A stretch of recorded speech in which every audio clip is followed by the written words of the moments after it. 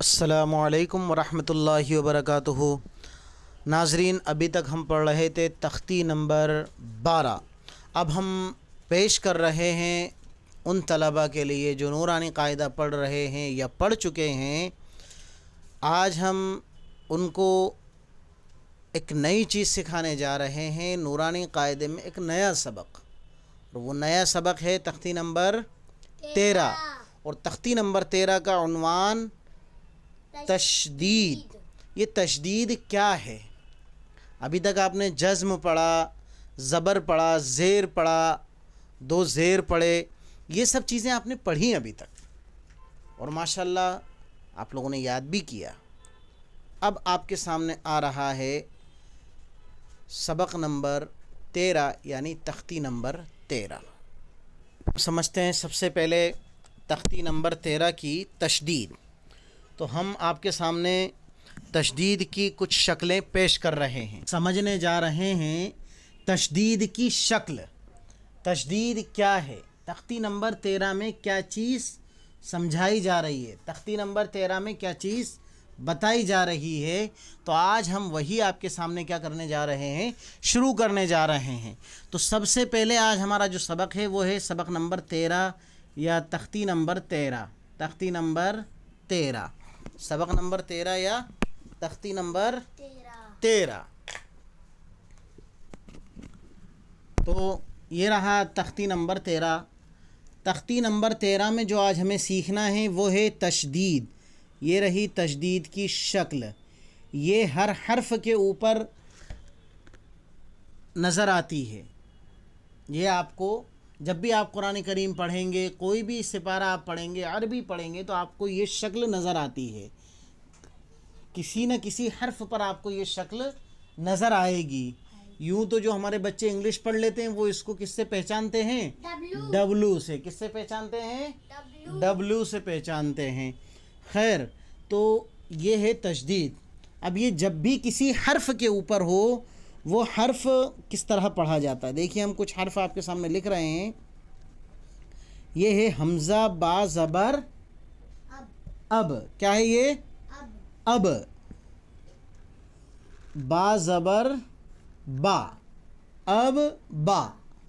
اب یہ اتنا لمبا چوڑا لکھنا کیا ہے، بڑا مشکل کام ہے، اور پھر یہ سب چیزیں، تو یہ حرف پورا ختم کرتے ہوئے جب ہم روانگی سے پڑھتے ہیں تو بیچ میں سے جزم والا با، یعنی ساکن جو با ہے وہ ہٹا دیا جاتا ہے، اور کیا کر دیا جاتا ہے، اس کو سیدھا اس کے پہلے والے حرف سے ملا کر پڑھا جاتا ہے۔ اب یہاں پر ہم لکھتے ہیں حمزہ۔ حمزہ زبر آ لکھا ہوا ہے اور اس کے بعد با لکھا ہوا ہے، تو اب اس کو کیسے ملائیں گے؟ تو جو ابھی ہم نے کیا کیا، رف کیا ہے، جو صاف کیا ہے، وہی اس کے ملا کر پڑھنے کا طریقہ تھا۔ حمزہ با زبر اب، با زبر با، اب با۔ لیکن اب اس کے پڑھنے کا طریقہ بدل جائے گا، اس کو تھوڑا سختی سے پڑھا جاتا ہے۔ کیسے پڑھا جاتا ہے؟ اب با، سختی کے ساتھ پڑھا جاتا ہے بالکل، اور اچھی خاصی سختی ہے اس کی آواز میں۔ یہ نہیں کہ اب با پڑھیں آپ، نہیں، غلط ہو جائے گا یہ۔ اس کو بالکل سختی کے ساتھ پڑھیں گے۔ کیسے؟ اب با، نہ کہ اب با، نہ کہ اب با۔ تو اب تشدید کا رولز کیا ہے کہ جس حرف پر بھی تشدید ہو، جس حرف پر بھی تشدید ہو، اس کو 2 مرتبہ پڑھتے ہیں۔ ایک بار پہلے والے حرف سے ملا کر، ایک بار خود اسے، یعنی جو حرکت اس حرف کے اوپر ہوگی اس حرکت کو ظاہر کرنا پڑے گا۔ تو کیا؟ جس حرف پر تشدید ہو اس کو 2 مرتبہ پڑھتے ہیں، ایک بار پہلے والے حرف سے ملا کر اور ایک بار خود اسے۔ اور تشدید کی آواز میں ایک قسم کی سختی ہوتی ہے۔ کیسے؟ اب با، اب با۔ تشدید کی آواز میں جو سختی ہے وہ یہی ہے کہ آپ اس کو کیا نہ کریں، آرام سے نہ پڑھیں، نرمی سے نہ پڑھیں۔ کیسے؟ اب با، اب با۔ یہ تو اب، یہ تو جزم کا قاعدہ ہو گیا، اور یہ جزم کا اصول ہے، اور تشدید کا اصول اپنی جگہ ہے کہ اس کو سختی کے ساتھ پڑھنا ہے۔ کیسے؟ اب با، بالکل اس کی آواز میں ایک کیا ہوتی ہے، ایک قسم کی سختی ہوتی ہے۔ اب با، ہاں۔ تو اب یہ ہوا تشدید کا معاملہ۔ اب کچھ حرف ایسے ہیں کہ اگر ان کے اوپر تشدید آتی ہے تو ان کو کیسے پڑھا جاتا ہے، تو اس میں خاص طور پر 2 حرف ہمیشہ ہمیں یاد رکھنا ہے. کون کون سے 2 حرف؟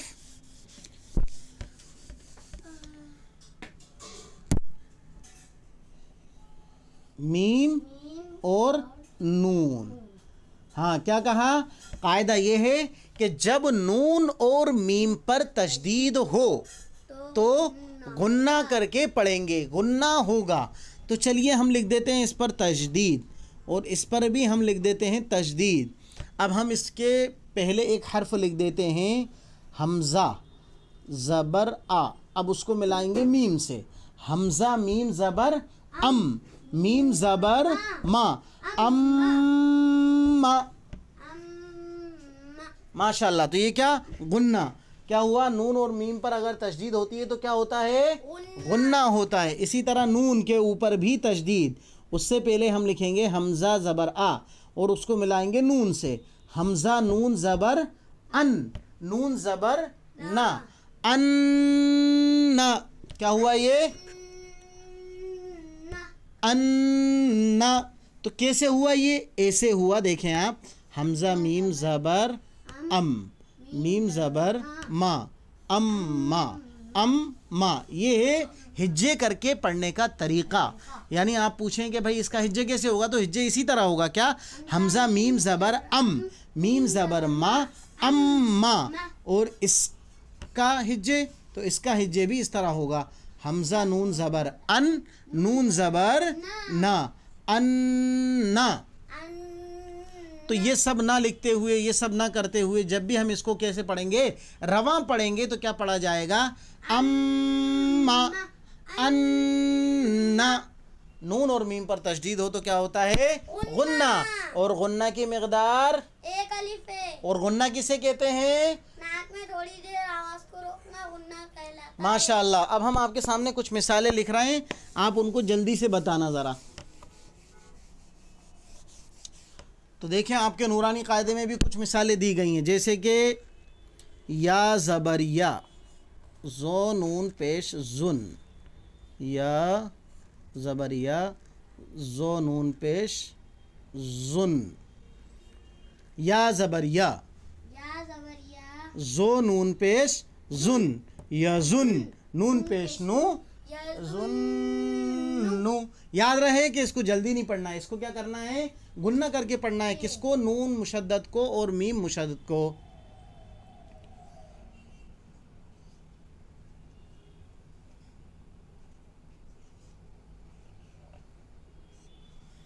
سا میم پیش ثم، میم زبر ما، ثم. کیا؟ ثم. تو یہ ہوا طریقہ نون مشدد اور میم مشدد کے پڑھنے کا طریقہ. اب آپ قرآن کی کوئی بھی آیت جیسے آپ پڑھتے ہیں ان اللہ کان علیما حکیما، ان اللہ. تو ان اللہ میں یہ نون آ گیا، ان اللہ میں یہ نون آ گیا. دیکھیں آپ،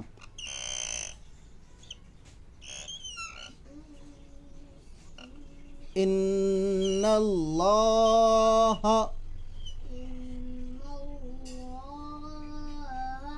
ماشاء اللہ. تو یہ دیکھیں نون مشدد، ان اللہ.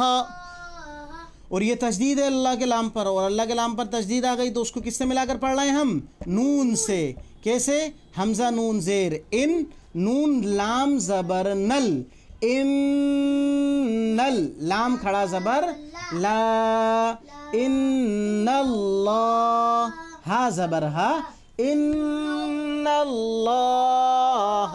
تو یہ ہے آپ کی تختی نمبر 13 کے رولز جو آپ کو کیا کرنا ہے؟ پڑھنا ہے، فالو کرنا ہے، اور ہر ایک بچہ اس کو اچھے سے سمجھ کر یاد کرے.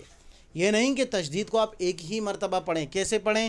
کیونکہ ہم جب بچوں کا سنتے ہیں تو بعض بچے ایسے ہوتے ہیں کہ ان کے سامنے لکھا ہوا ہوتا ہے حمزہ لام زبر، حمزہ لام زیر ال، لام زبر لا، الا. تو وہ اس کو پڑھتے ہیں الا. الا مطلب اس طرح پڑھتے ہیں اس کو، وہ الا پڑھ دیتے ہیں. اور کئی بچے بھی، بوڑھے بھی، جوان بھی، جنہوں نے کہیں سنا نہیں ہے، کہیں سمجھا نہیں ہے، تو وہ اس تشدید کا مطلب نہیں سمجھ پاتے. جیسا اب یہاں پر ثم لکھا ہے تو وہ اس کو پڑھتے ہیں ثما، ثما پڑھ دیتے ہیں، ثما، اس طرح کی آوازیں آتی ہیں. تو اس طرح نہ ہو. تختی نمبر 13 بڑی اہم ہے، جس کے اندر تشدید کو خاص طور پر بتایا گیا ہے. تو انشاءاللہ اب ہم ملتے ہیں آپ کو سبق نمبر 14 میں. تو آپ بنے رہیں. تختی نمبر 13 کے بعد فوراً آپ کے سامنے تختی نمبر 13 کے بعد فوراً تختی نمبر 14 پیش کی جائے گی. السلام علیکم ورحمۃ اللہ وبرکاتہ.